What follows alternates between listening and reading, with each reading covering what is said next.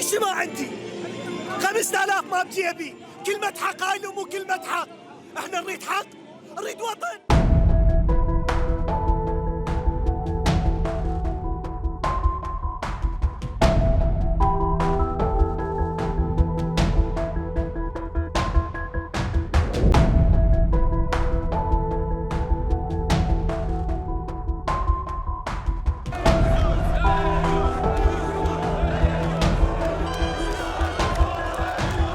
6 years area outside Lebanon.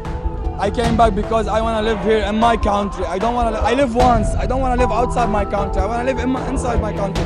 I want to live like any normal citizen. I want to have a job. I want to have a career. I want to live here happily.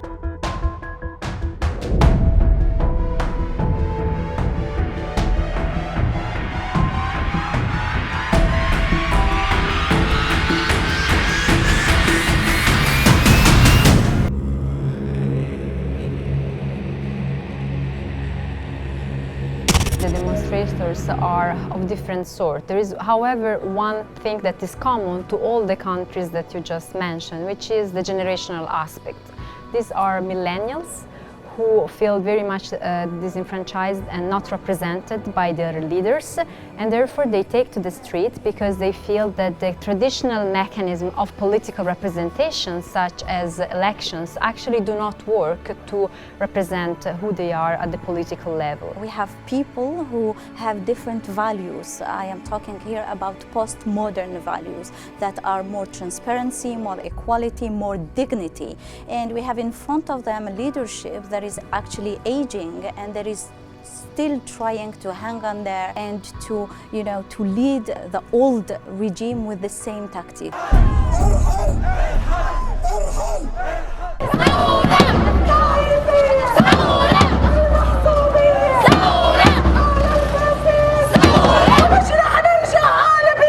The Lebanese, what they are protesting is the considerable mismanagement by the political elite. When the protest started on October 17, the banks closed for 3 weeks, and when they reopened, they started implementing ad hoc capital controls so people could not transfer the money out of the country, and nor could they withdraw their money from the banks. People's money and people's deposits are literally captured by the system. What the protesters have been asking for are 3 things.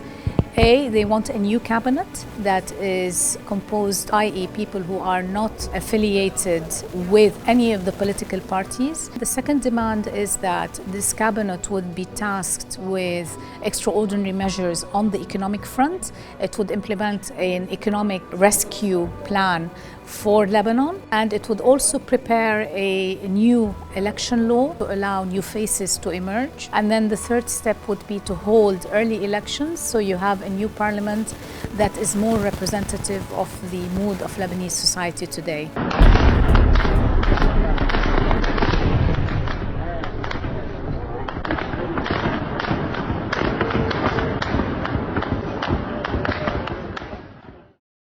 Iraq went from being ruled for years by autocratic governments and dictators into a new phase of adopting a democratic constitution with the promise of better economy, better services, better life, better prosperity. And over the last 16 years, the leaders have failed to deliver. So that lack of jobs and prospect for the future made people angry. And we are going from a crisis to another. And Iraq is also very important for Iran. It's at the backyard.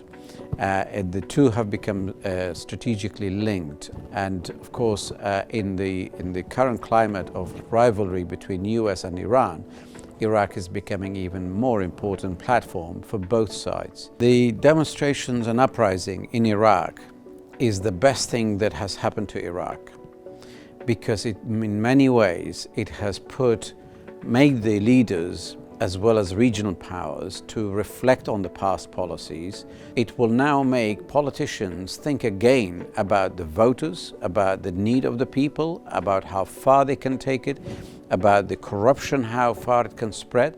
And also it made Iran think about its overwhelming hegemony over Iraq. It made America think how wrong they were in the way that they dealt with Iraq. It made the Europeans think that without them really having a say, a leadership role, they see that the rivalry between the regional powers and America is creating a chaos.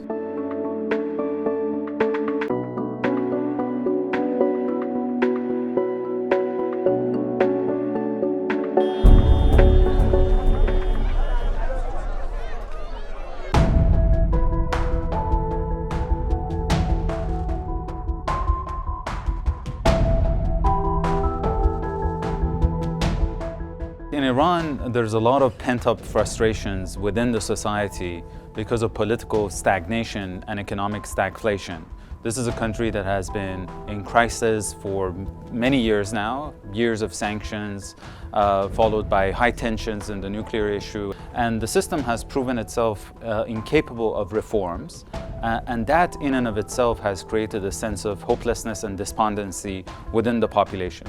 And so that's why, in contrast to the previous years that maybe every 10 years, every decade we would see an uprising, now every 2 years we're seeing people coming to the streets, and every time it's getting more violent. So in the absence of serious reforms, I'm afraid this is going to be the new norm for Iran and the region. The Iranian leadership, which it sees itself under siege because of US maximum pressure strategy.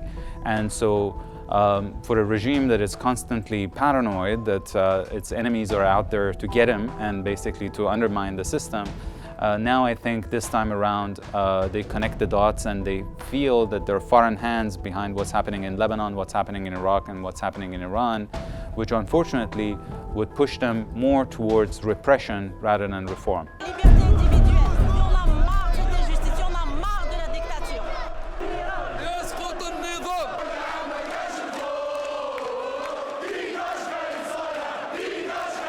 One of the first things that we can say about Algeria is that this is not a second Arab Spring, in the sense that Algeria did not witness the Arab Spring in 2011.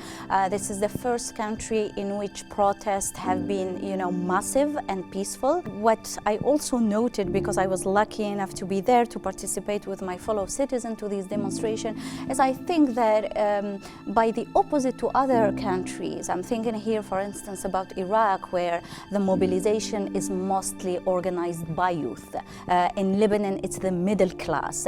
In Algeria, it's different. In Algeria, it's really cross-age, cross-region, cross-socio-economic background. This is really the Algerian people meeting up again in the street every Friday and having this one and same claim, that is no to the old regime, no to this old system, and yes to the Second Republic.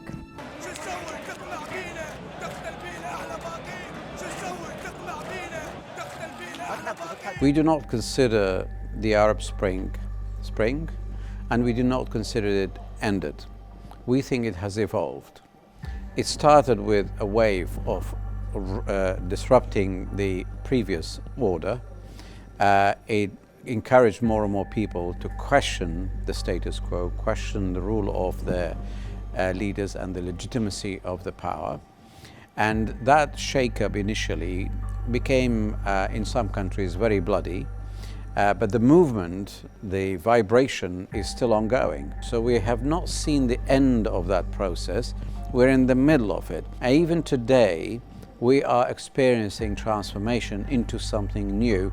What it is, we don't know yet, because we are evolving into it. I think there are lessons learned and there are similarities, but the bottom line is the reasons that led to the first Arab uprisings are still very much in play, and we will continue to see waves of protests until these fundamental reasons are dealt with and people are treated like citizens with rights and obligations. So I think that there is a lot of youthful hope that it's let's say common to the two moments, and the wish for transformation, which is common.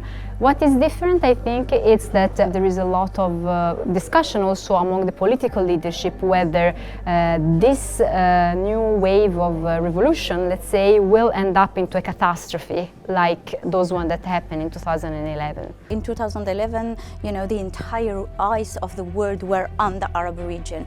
Today, we can see that the media are less interested by that. There is also a difference within the way of mobilizing. thing. In 2011, Egyptian, for instance, once Hosni Mubarak was gone, the Egyptian in Tahrir Square came back to their home thinking that this is the end. But today, actually, protesters learned from the mistakes of their peers. Today in Algeria, for instance, when Abdelaziz Bouteflika left power, Algerians took up to the street the next Friday and they said, yes, he might be gone, but we want you all gone.